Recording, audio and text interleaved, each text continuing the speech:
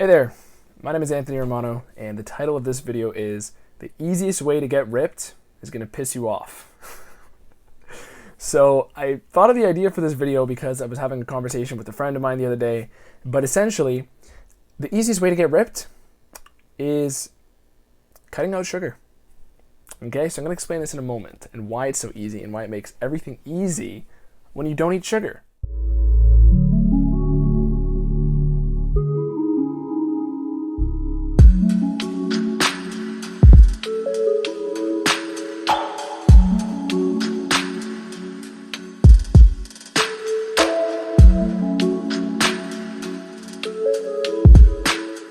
So, when you're a kid, you ever have that memory where maybe you wanted to have cake for breakfast or ice cream, or it was somebody's birthday and you had cake left over and you just wanted to eat it for breakfast? Now, I don't know what your parents said. Sometimes I got away with having the cake for breakfast, but more often than not, I didn't.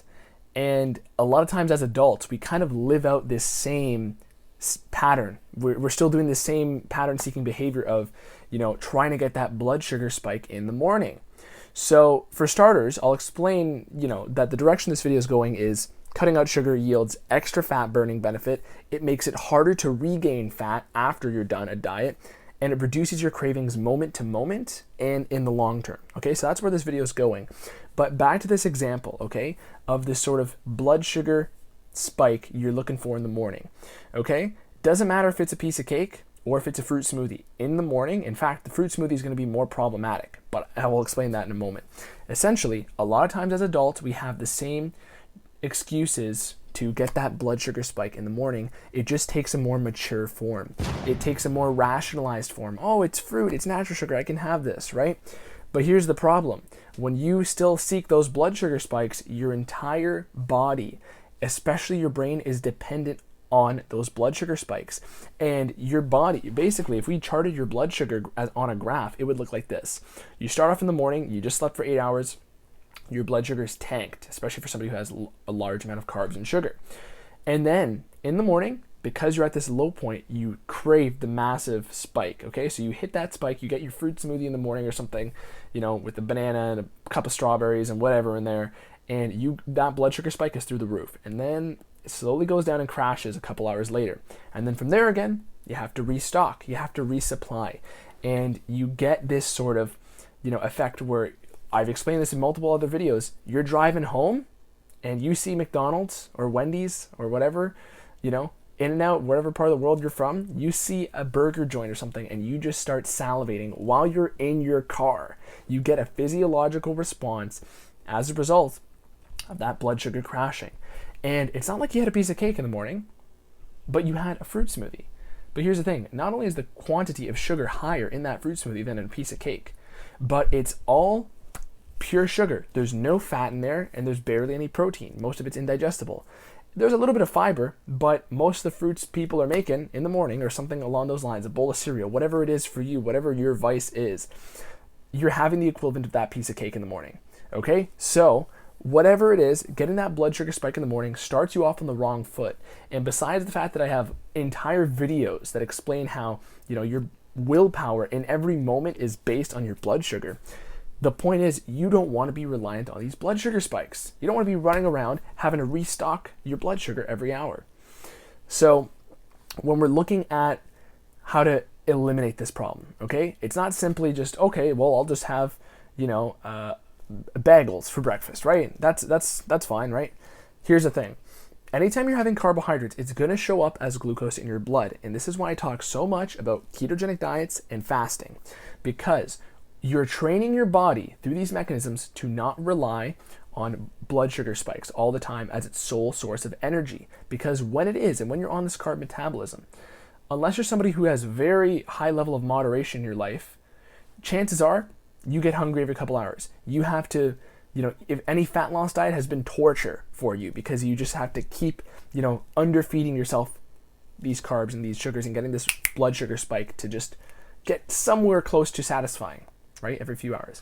And that's a common thing with a lot of these, YouTube fitness videos too. People will do their fat loss diet and they're eating every couple hours. They have to have a little bit of my oats and a little bit of this, and it doesn't matter what the sugar source is, it's going to keep you on this perpetual blood sugar roller coaster.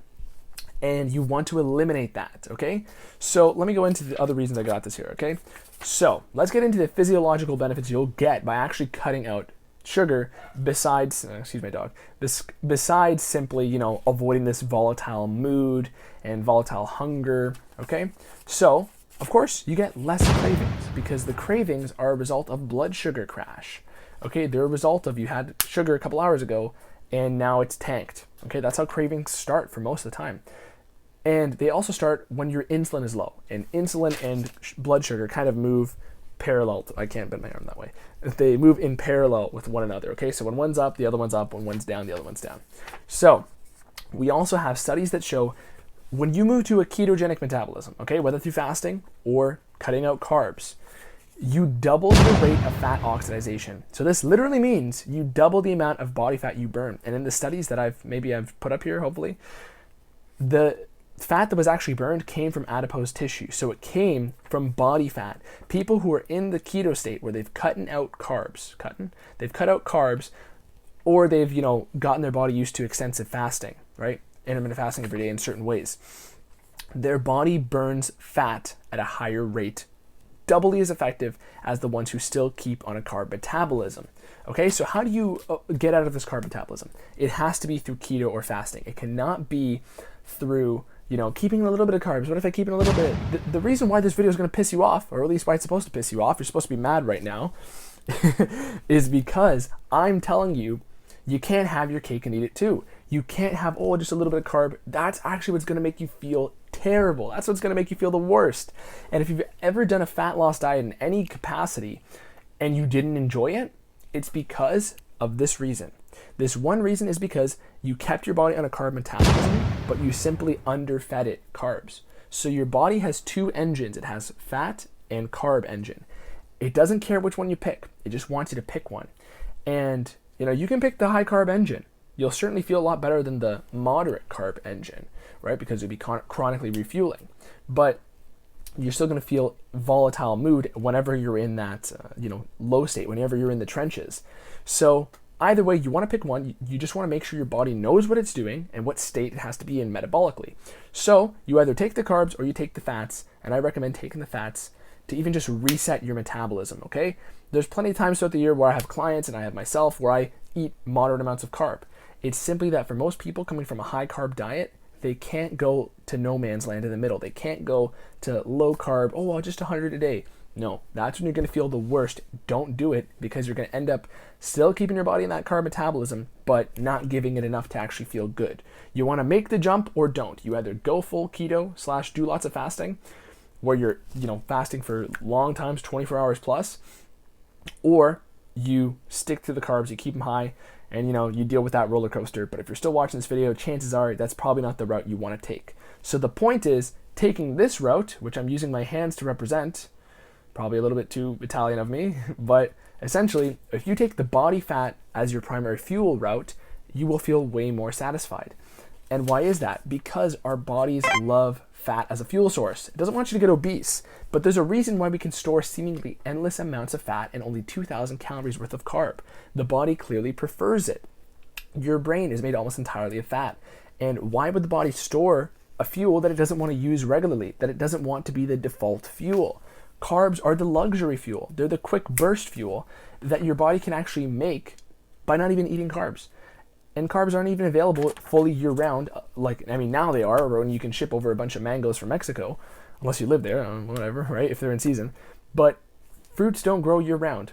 Wheat and grains don't grow year-round. Most carb sources are ripe for a small period of time, and they don't last year-round. If you they ferment a little bit, and if you're, as I always say, if you're from Hawaii, maybe you had a little bit of fruits lasting a little bit longer, okay? The point is, nobody would have had access to the amounts of carbs required to make a breakfast smoothie fully year-round. There would be a time where, at least half of the year, your metabolism would want to burn through a load of fat. That's why it stores it. Our metabolism is seasonal, just like everything else in the world. There's a time for it to be burning fat, and there's a time for it to have more carb usage, okay?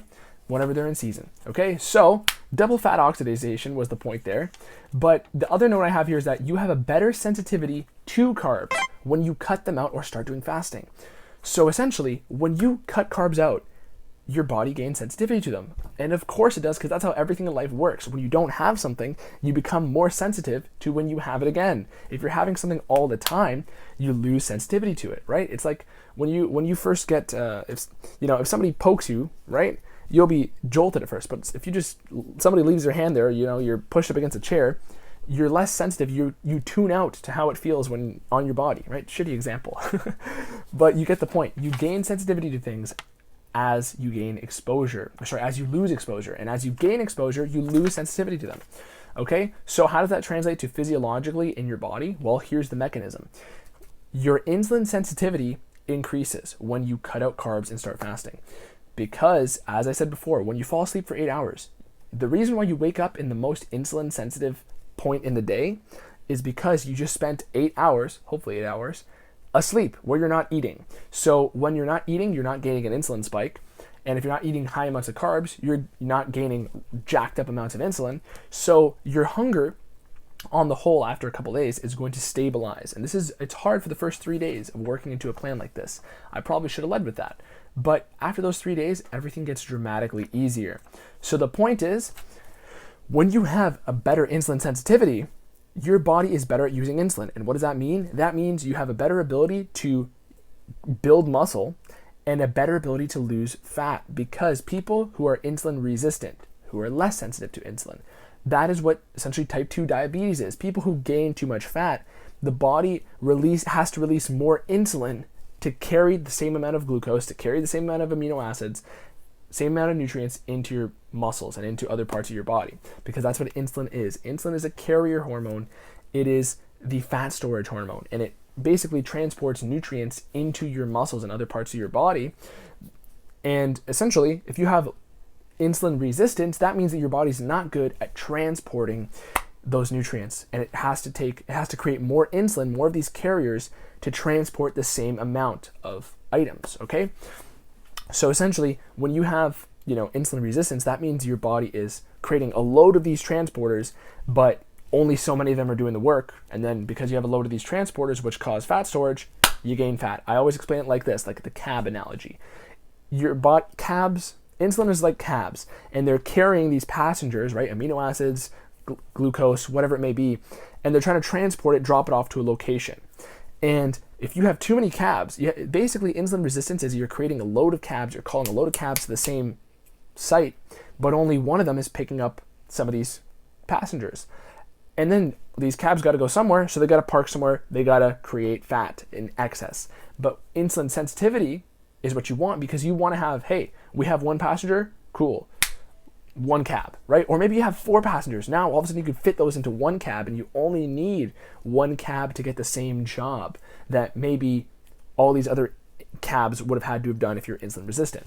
So hopefully that's a better analogy to explain this, because those cabs got to park somewhere and they'll create fat storage if you have insulin resistance. And when you cut out carbs and start fasting, you're going to boost that insulin sensitivity. You're going to make it harder for your body to actually store fat, easier for it to build muscle. You're going to reduce physiological and mental cravings for sugar in the short term and the long term, and the whole hangry, mood swings, fatigue is going to go away with that as well. So you can't just half-ass this. You can't just, low carb it. I mean, it'll be torture. I'm sure it will still lower your insulin resistance. It'll make you more insulin sensitive, but it's not sustainable at all, and I highly recommend that you don't try it. You either make the jump or you don't. Okay? Keto or fasting, that is the ticket, and that is not the answer you probably wanted to hear. But that's not what this video is about. This video is tough love video. Okay? So, if you have any other questions, leave them in the comments. I'd love to help you out any way I can. Go to my website, romanoketo.com. If you want to work with me personally, I can get far deeper in analysis of your diet. I have consulting packages, coaching packages there, and soon to drop programs and books. And follow my Instagram. And also follow this YouTube account. Okay? Subscribe to me right now and like the video. That's it. Anthony Romano. Peace.